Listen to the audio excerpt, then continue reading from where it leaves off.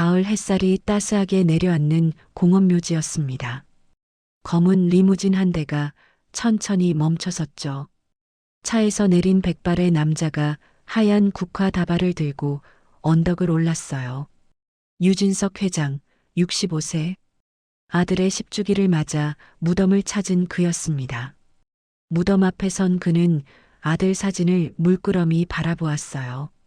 그때 옆 무덤에서 밝은 목소리가 들려왔죠. 아빠, 오늘 학교에서 달리기 1등 했어요. 회장은 고개를 돌렸습니다. 10살쯤 되어 보이는 소녀가 무덤 앞에 앉아 있었어요. 분홍색 원피스를 입은 아이였죠. 소녀는 환하게 웃으며 무덤을 향해 말을 이었습니다. 제 심장이 정말 튼튼한가 봐요.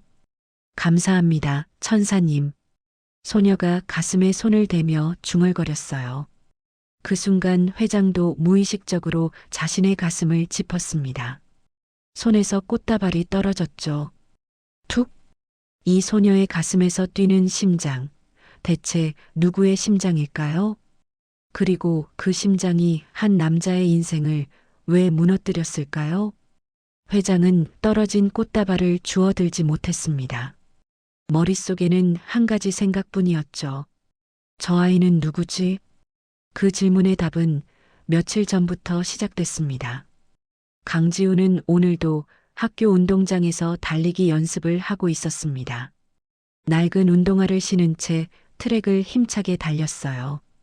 10살 소녀치고는 놀랍도록 빠른 속도였죠. 지우야, 넌 정말 잘 달린다. 체육 선생님이 엄지를 치켜 세웠습니다. 지우는 환하게 웃으며 가슴에 손을 얹었어요. 제 심장이 튼튼해서요. 그 말에 옆에 있던 친구들이 킥킥거렸습니다.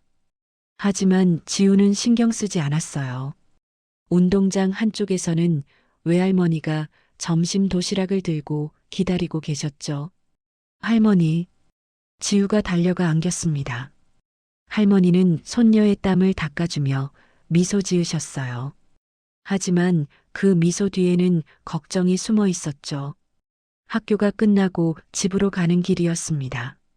할머니가 약국 앞에 멈춰 섰어요. 잠깐만 기다려라. 할머니가 약국 안으로 들어가셨습니다. 지우는 밖에서 기다렸죠. 하지만 곧 약사 아저씨의 목소리가 들려왔어요. 할머니, 이번 달은 외상이 안 됩니다. 지난달 것도 아직? 할머니는 아무 말 없이 나오셨습니다. 고개를 숙인 채로요. 지우는 할머니 손을 꼭 잡았어요. 할머니, 괜찮아요? 그래, 우리 지우. 할머니가 괜찮단다. 하지만 할머니 목소리는 떨리고 있었습니다. 집으로 돌아오는 길, 지우는 다가오는 달리기 대회를 생각했어요. 참가비가 5,000원이었죠. 말하지 않기로 했습니다. 할머니가 더 힘들어 하실 게 뻔했으니까요. 그날 저녁 지우는 작은 방에서 숙제를 하고 있었습니다.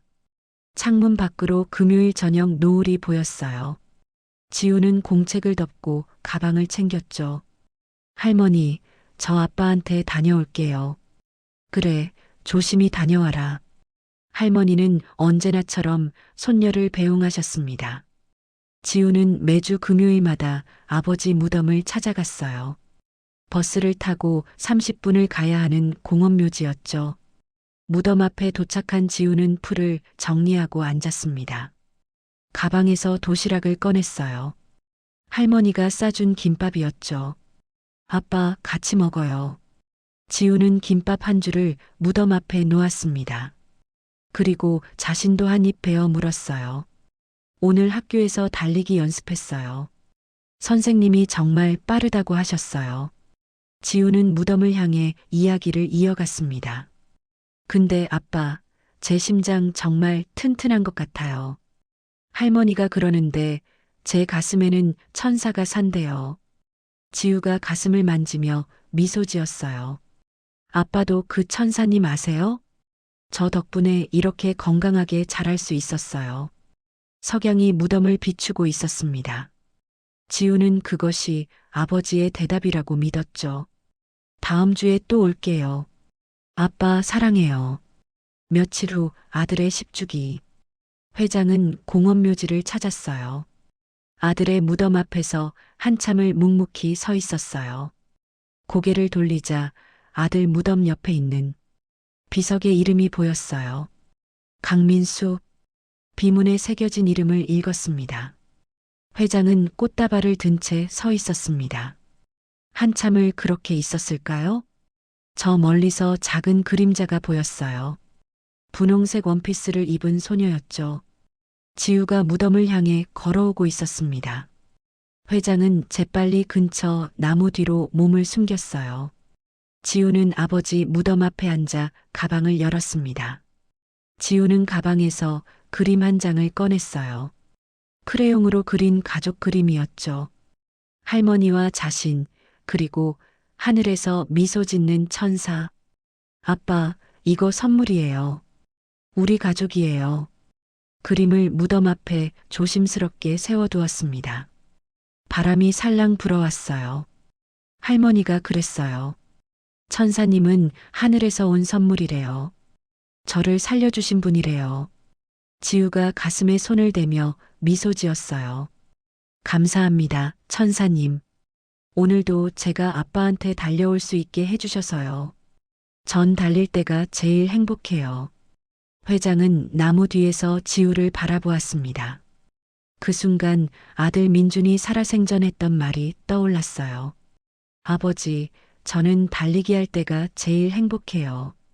지우는 민준이처럼 달리기를 좋아했습니다. 민준이처럼 밝게 웃고 있었고요. 민준이처럼 누군가에게 감사할 줄도 알았죠. 회장의 눈에서 눈물이 흘러내렸습니다. 지우가 일어섰어요. 무덤에 대고 말했죠. 아빠, 다음 주에 또 올게요. 그때는 천사님한테도 편지 쓸래요. 지우가 돌아서서 걸어갔습니다. 회장은 나무 뒤에서 그 뒷모습을 지켜보았어요. 작지만 씩씩한 걸음걸이였죠. 회장은 소녀의 천사라는 말이 계속 귀에 박혔어요. 그날 밤 회장은 집 서재에 홀로 앉아 있었습니다. 책상 위에는 먼지 쌓인 상자 하나가 놓여 있었어요. 10년 동안 열어보지 않았던 아들의 유품 상자였죠. 떨리는 손으로 뚜껑을 열었습니다. 안에는 아들의 물건들이 그대로 있었어요. 오래된 시계, 일기장, 그리고 비디오 테이프 한 개. 회장은 비디오 테이프를 꺼내 플레이어에 넣었습니다. 화면이 켜지자 25살 민준의 얼굴이 나타났어요. 아버지, 저 유민준입니다. 민준이 카메라를 향해 밝게 웃었습니다. 회장의 가슴이 조였어요. 이 영상을 보고 계신다면 아마 제게 무슨 일이 생긴 거겠죠.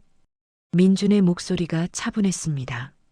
아버지, 저장기 기증 서약했어요.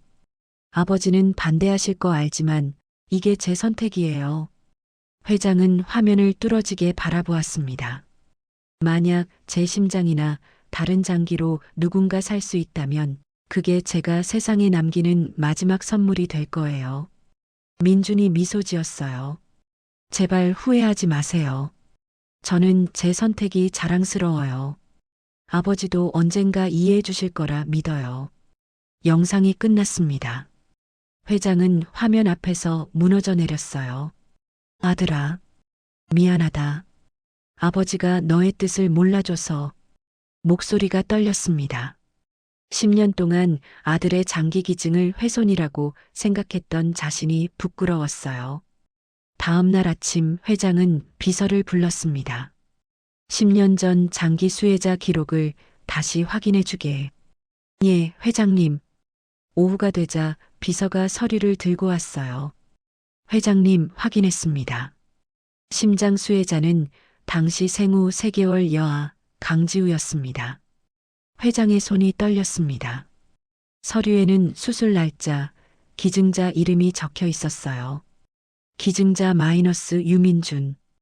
회장은 서류를 가슴에 안았습니다. 내 아들이 그 아이를 살렸구나. 10년 동안 지우는 민준의 심장으로 살아왔던 거였죠. 차를 준비하게. 회장이 일어섰습니다.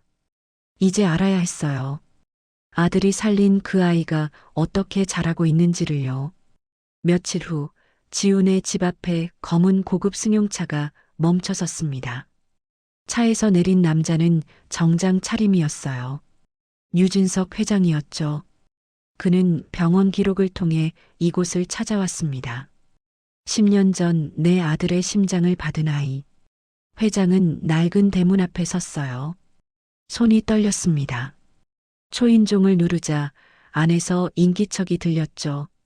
문이 열렸습니다. 백발의 할머니가 나왔어요. 김영자, 지우의 외할머니였죠. 할머니는 고급 정장 차림의 남자를 보자 얼굴이 굳어졌습니다. 누구십니까? 저는 진성건설 회장 유진석이라고 합니다. 그 말에 할머니의 눈이 커졌어요. 온몸이 부들부들 떨리기 시작했죠. 당신이 유진석? 할머니가 집 안으로 뛰어들어갔습니다. 다시 나왔을 때 손에는 하얀 소금 봉지가 들려 있었어요. 썩 꺼져요. 어떻게 감히 여기를. 할머니가 소금을 회장에게 뿌리기 시작했습니다. 하얀 소금이 비처럼 쏟아졌어요. 당신 때문이에요. 당신네 아들 때문에 우리 사위가 죽었다고요. 회장은 그 자리에 가만히 서 있었습니다. 소금을 맞으면서도 피하지 않았어요. 할머니, 무슨 일이세요? 지우가 집안에서 뛰어나왔습니다. 소금 범벅이 된 낯선 남자와 울고 있는 할머니를 보았죠. 지우야, 안으로 들어가. 하지만 할머니, 들어가라니까. 할머니의 목소리가 떨렸어요. 지우는 무서운 표정으로 안으로 들어갔습니다. 하지만 문틈으로 밖을 지켜보았죠. 할머니, 제발 말씀 좀 들어주십시오. 회장의 목소리가 낮아졌습니다. 수술비 3억 원. 우리 사위는 그 빚을 갚느라 죽었어요. 밤낮으로 일하다 과로사했다고요. 할머니가 울부짖었습니다. 회장의 얼굴이 창백해졌어요. 그걸 몰랐습니다. 당신 아들 심장으로 우리 지우가 살았어요. 하지만 그 대가로 우리는 모든 걸 잃었단 말이에요. 할머니는 얼굴을 감싼 채 흐느껴 울었습니다. 그 일이 있은 뒤 사흘 후 회장은 지훈의 집을 다시 찾았습니다. 이번에는 조심스럽게 문을 두드렸어요. 할머니, 저입니다. 유진석입니다. 잠시 침묵이 흘렀습니다. 그리고 문이 천천히 열렸어요. 할머니는 여전히 차가운 표정이었죠. 또 왜 왔습니까? 제발, 한 번만 기회를 주십시오. 제가 몰랐던 것들이 너무 많습니다. 회장의 목소리가 떨렸어요. 할머니는 한참을 망설이다 문을 열어줬습니다. 들어오세요. 거실에는 지우가 숙제를 하고 있었어요.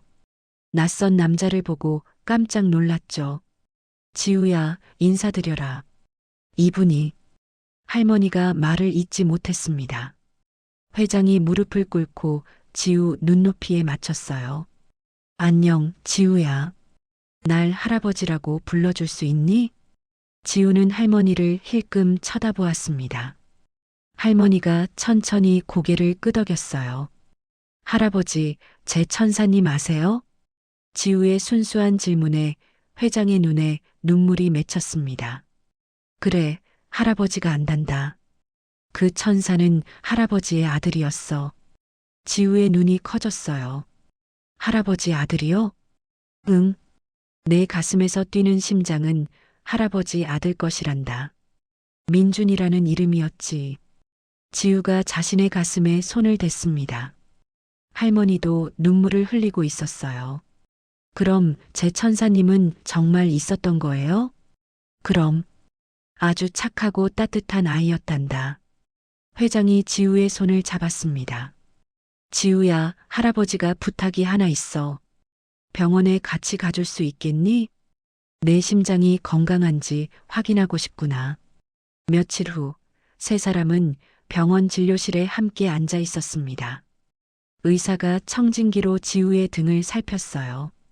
심장이 매우 건강하게 뛰고 있습니다. 의사가 미소 지으며 말했습니다.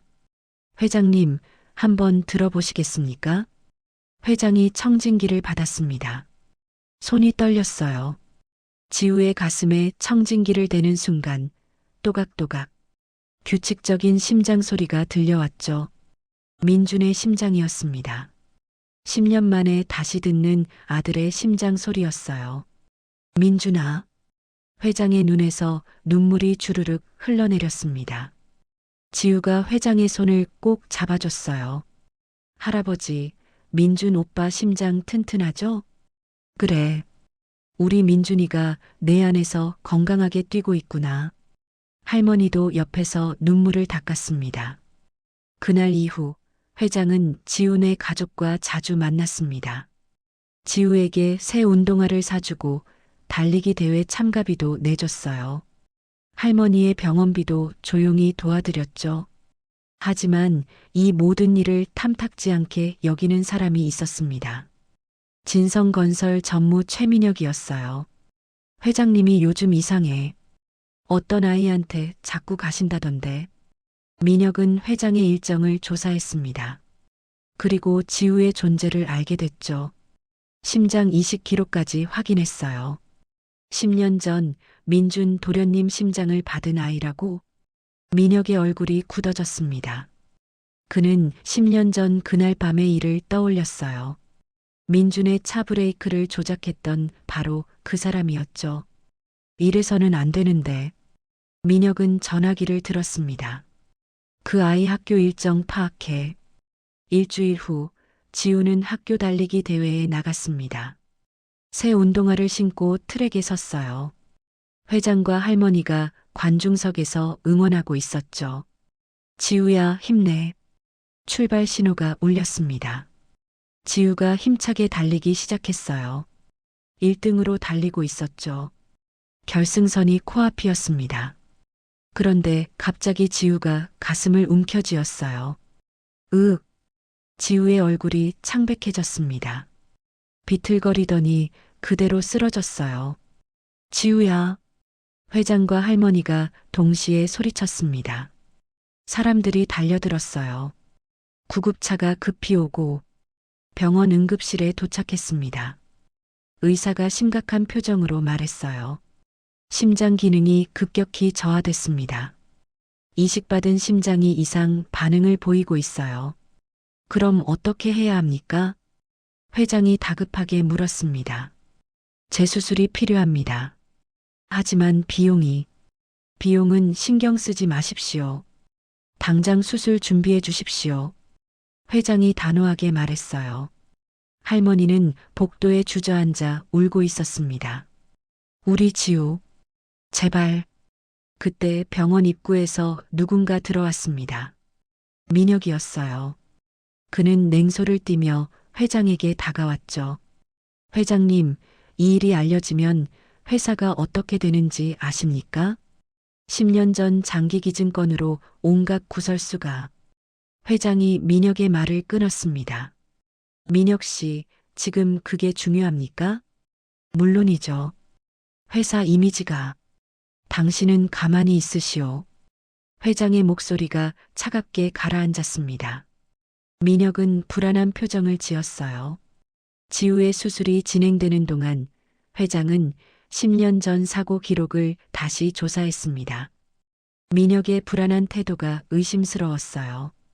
회장님, 당시 차량 블랙박스 재분석 결과입니다. 비서가 서류를 건넸습니다. 회장은 천천히 페이지를 넘겼어요. 그리고 한 사진에서 손이 멈췄죠. 이건 브레이크 라인 절단 흔적이야. 회장의 목소리가 떨렸습니다. 단순 사고가 아니었어요. 누군가 일부러 민준을 죽인 거였죠.